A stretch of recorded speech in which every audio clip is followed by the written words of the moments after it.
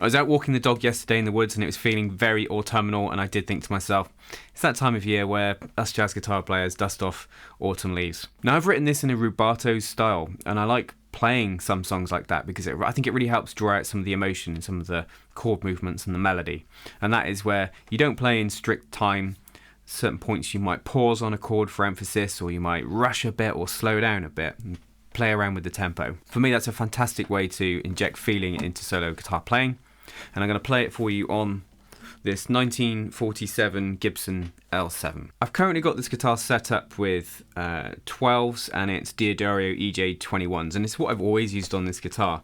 Now, although I do have the Diamond floating pickup, I would say 95% of the playing I do on this guitar is acoustic.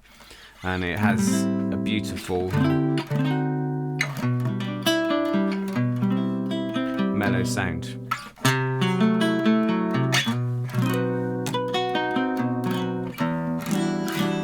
But I do wonder about other options. So for any of you that use acoustic archtops also with a floating pickup, if you've got any recommendations for strings to try, I'd love to hear them. Now, if you like this arrangement, you can get this on the lowest tier of my Patreon page, and that will give you access to all of my chord melodies. So I'll put the link in the description for that.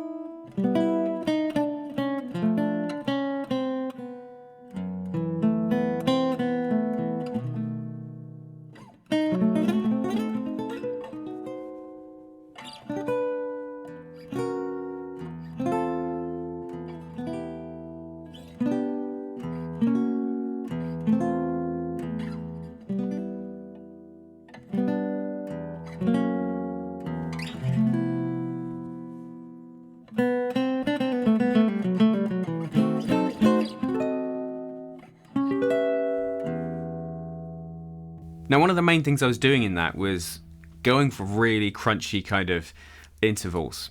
And there was a lot of seconds where I've got the opportunity to play, like, say, a major second or a minor second, say F sharp and G, where you get the rub between two notes that are really close together, or B and C. You know, there's plenty of moments where I really went for that discordant feel, because sometimes I like the tension that provides, and that was one of my main intentions when I put that together, and it came together really quickly.